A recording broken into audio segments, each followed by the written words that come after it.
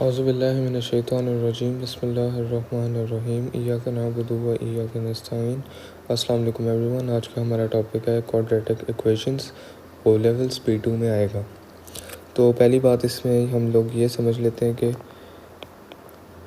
Maximum value of x equals to 2। इसका मतलब है कि x की वैल्यू स्क्वायर से ज़्यादा नहीं हो सकती। एक्स स्क्वायर होगा, एक्स क्यूब नहीं होगा। एक्स क्यूब नहीं होता क्वाड्रेटिक इक्वेशन में। तो एग्जांपल देख लेते हैं इसमें कि ये होती किस तरह से।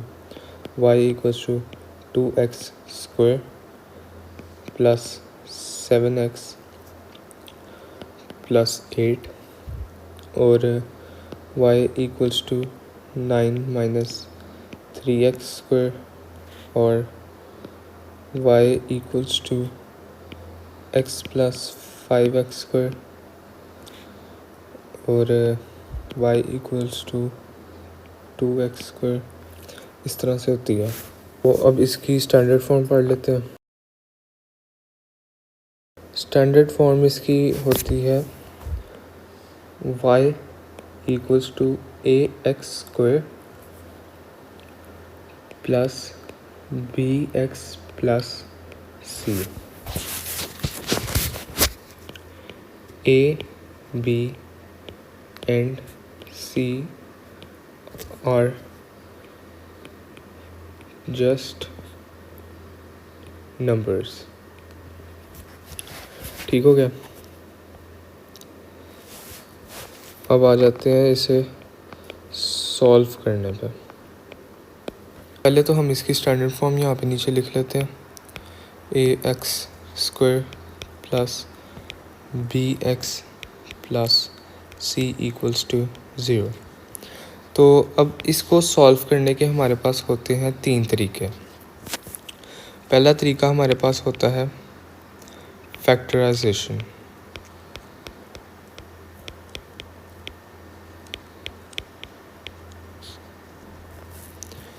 ये इस फैक्टराइजेशन की मैंने एक वीडियो पहले भी पोस्ट की हुई है, तो ये बिल्कुल वैसे ही है, सेम है।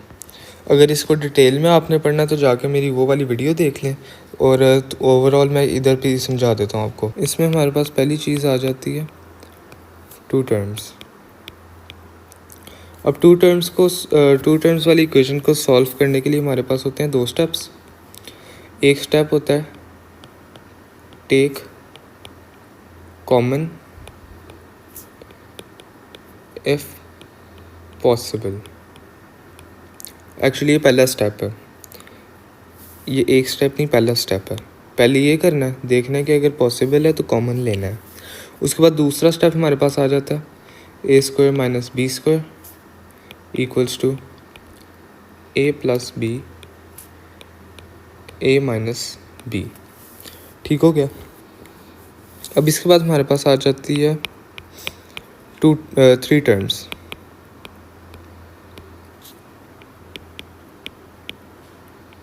थ्री टर्म्स से हम यूज़ करते हैं मिडल टर्म ब्रेकिंग।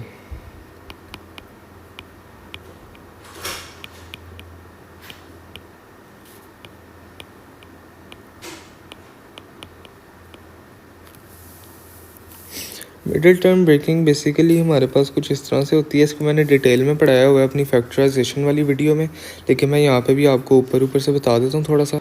ये हमारे पास होती है equation plus bx plus c। इसमें हमने करना ये होता है कि जो a है और जो c है, ये a जो नंबर है और c जो नंबर है, इन दोनों को हमने कर देना होता है multiply. a into C equals to A C. फिर हमने इनके निकालने होते हैं मल्टीपल्स। ए सी यहाँ पर हमारे पास मल्टीपल्स आ जाएंगे नीचे, जैसे मतलब इधर ही लिख लेते हैं a इंटू सी। इस तरह ऐसी एक मल्टीपल आ जाएगा। तो हमने इस तरह कॉलम बनाना है। एक साइड पे लिख देना है ऐड और एक पे लिख देना है सब्ट्रैक्ट। अब इसमें अब ऑफ कोर्स इस तरह से आएंगे हमारे पास a इंटू सी, और a और c को ऐड वाली साइड पे ऐड करके लिख देना है ऐड करके चलो आ जाता है a+c, और यहाँ पे सब्ट्रैक्ट करके लिख देना है a-c। ये a और c नंबर्स हैं। अब इन नंबर्स में सब्ट्रैक्ट करने के बाद जो आंसर आना है आपने वो लिख लेना है, और जो ऐड करने के बाद आना है वो लिख लेना है। अब इन दोनों में से मतलब ये सारे हमने चेक करने हैं। अब इन दोनों में से कोई एक जो है ना वो इक्वल होगा b के, b वाला जो नंबर है वो होगा ये, इन दोनों में से कोई एक। अब लेट्स सपोज वो ऐड वाली साइड पे किसी एक मल्टीपल में आ रहा है, तो हम लिख लेंगे a+c multiples, one of the multiples a+c equals to b। इस तरह हमारे पास आ जाता है। उसके बाद हम कर लेते हैं ax² plus ax plus cx plus c। इस तरह से आ जाता है। अब हमारे पास 4 टर्म्स हो जाती हैं, तो 4 टर्म्स में हमने बना लेने होते हैं 2 पेयर्स। 2 पेयर्स बनाने के बाद फिर हमने वही 2 टर्म वाले स्टेप्स फॉलो कर लेने हैं। ठीक हो गया। ये ओवरऑल व्यू था, सारा कॉन्सेप्ट था। अब आपने ये सारा डिटेल में पढ़ना है तो आप जाके मेरी फैक्टराइजेशन वाली वीडियो देख सकते हैं। अब आगे चले जाते हैं। अब आगे हमारे पास आ जाते हैं completing square method. Completing square method में पहली बात, मेमोराइज दिस फॉर्म।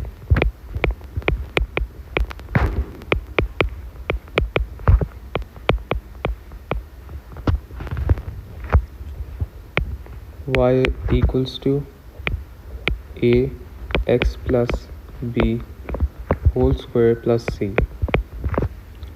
इस फॉर्म को याद कर लें। a, b and c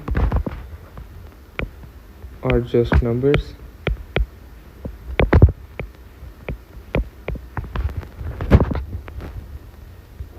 इसकी मैं एग्जांपल दे देता हूँ कि इसका आंसर किस तरह से आएगा।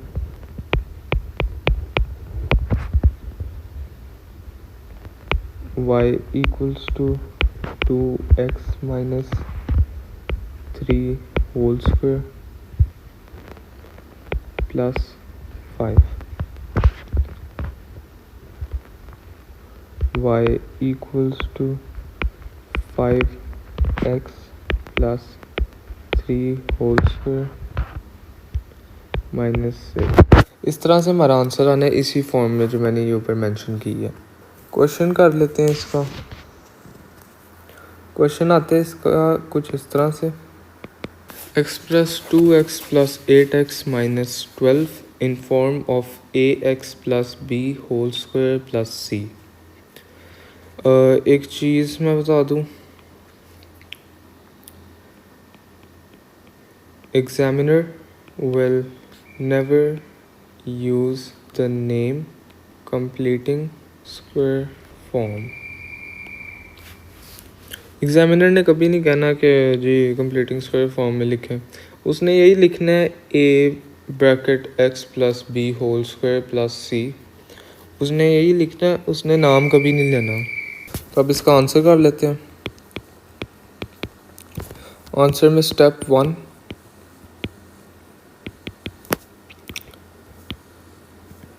make sure coefficient of x square is 1।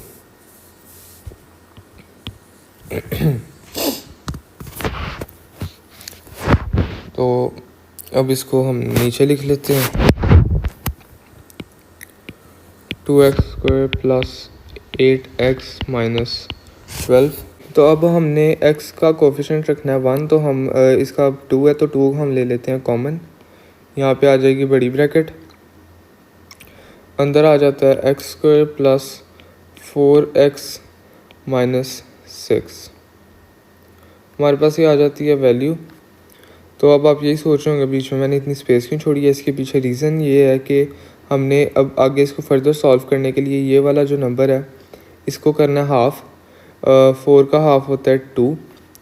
तो अब हम यहाँ पे लिख लेंगे प्लस 2 स्क्वायर माइनस 2 स्क्वायर। अब इसको अगर हम सॉल्व करके देखें तो ये मतलब दोनों कैंसिल आउट होते हैं, लेकिन हमने सॉल्व करने के लिए बस ये एक तरीका अपनाना है। तो ये हमने यहाँ पे लिख लेना है। यहाँ पे लिख लिया हमने।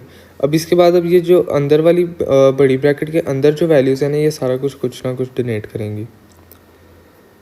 ये यहाँ पे आ जाता है।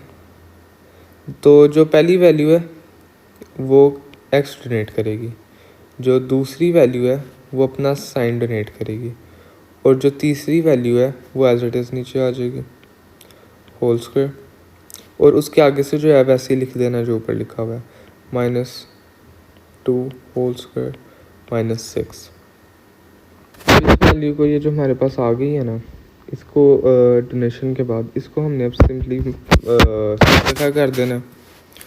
तो 2 जो है अंदर जाके मल्टीप्लाई हो जाएगा, यहाँ आ जाएगा 2x + 2 whole square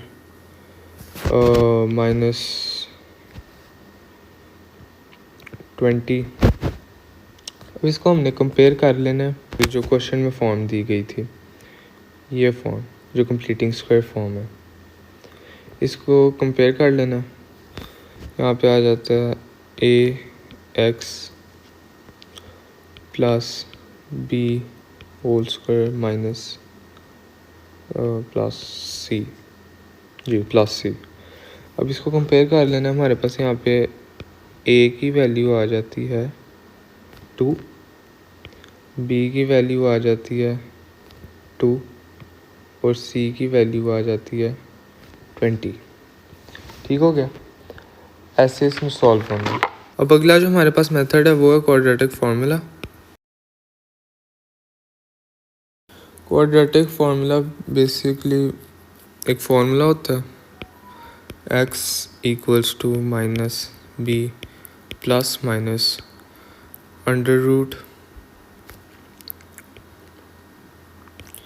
√b² - 4ac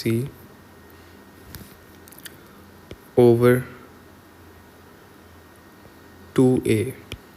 ये फार्मूला है। अब सारों की मेरा ख्याल है पता चल गया होगा, समझ तो आ गई होगी। करना क्या है, वैल्यूज़ आपको गिवन होंगी, वो आपने इसमें पुट इन कर देनी है। अब सवाल ये पैदा होता है कि हमने इसे यूज़ कब करना है। Use this when examiner asks for answer in decimal places. For example, 1 decimal place, 2 decimal place, 3 decimal place, etc. ठीक हो गया। एक क्वेश्चन करके देख लेते हैं। अब क्वेश्चन है solve 2x² - 3x - 5 = 0, giving answer in 1 decimal place। 4 marks का क्वेश्चन है।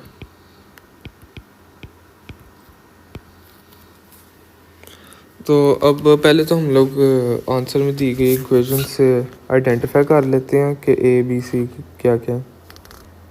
a = 2, b = -3, c = -5।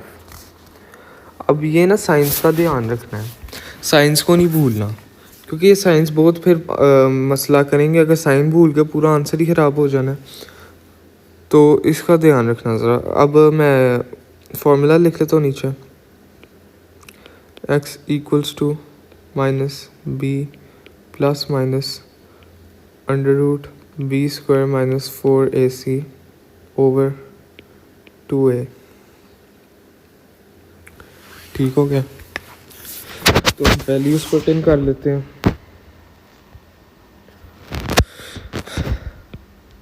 x = -3 ±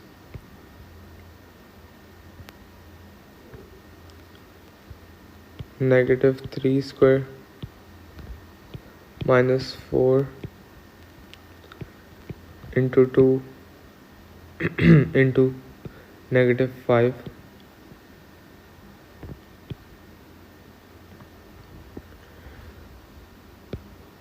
over 2 × 2। ठीक हो गया। अब इसको बस सिंप्लीफाई कर लेना। x = 3 ± √/4। अभी जो अंडर रूट के नीचे वाली ये जो हमारे पास आई है ना वैल्यू, इसको आपने डालना है कैलकुलेटर में। कैलकुलेटर में डाल के आपने इसका आंसर निकालना है। तो इसका आंसर आ जाता है हमारे पास 49। ये आपने कैलकुलेटर के बगैर नहीं करना। अब मैं जो पार्ट्स कह रहा हूँ ना, सिर्फ वो कैलकुलेटर में डाल के करनी है, क्योंकि फिर मसला आता है बाद में कैलकुलेटर्स अलग अलग होते हैं, या फिर मतलब कोई मोड्स इस तरह के लगे होते हैं कि आंसर एक्यूरेट नहीं आता। अगर आप पूरी इक्वेशन डाल दोगे तो फिर आंसर एक्यूरेट नहीं आना आपका। आ भी सकता है एक्यूरेट, लेकिन पॉसिबिलिटी है कि एक्यूरेट ना आए। ठीक है, तो आगे आ जाते हैं। अब कैलकुलेटर में आपने वैल्यूज पुट करनी है 2। एक तो आपने पुट करनी है x = 3 + √49/4, और दूसरी वैल्यू आपने पुट करनी है 3 - √49/4। ये दो आपने वैल्यूज पुट करनी है और आपके पास आंसर आने हैं 2। x = 2.5 और x = -1। ये आपके आंसर्स हैं। इस तरह से करना है आपने सवाल। अब एक और चीज़ डिस्कस कर लेते हैं, सिनेरियो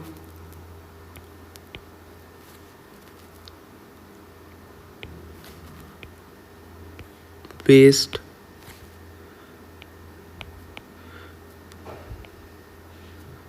क्वेश्चंस।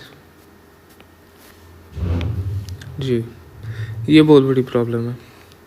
ये चीज़ जो है ना, बहुत से बच्चों से नहीं होती, क्योंकि इसमें मैथ नहीं होता, इसमें कुछ और ही होता है। ये एम मैथ के पेपर में इन्होंने डाल दी हुई है और मुझे बिल्कुल नहीं पसंद, लेकिन फिर भी करनी ज़रूरी है, रिक्वायरमेंट है, इसलिए सीख लेते हैं फिर किस तरह करनी है। इसका एक रूल है, गोल्डन रूल है इसका, golden rule, read question slowly.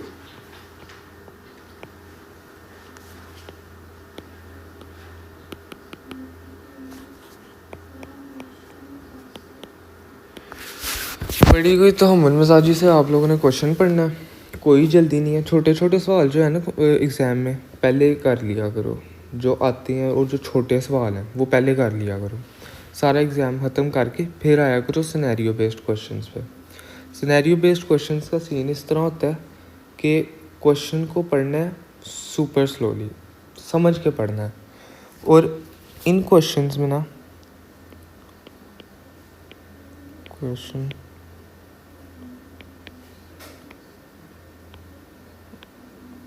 Math कम होता है और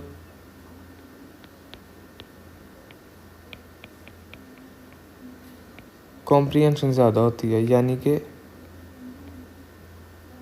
इंग्लिश। ठीक हो गया।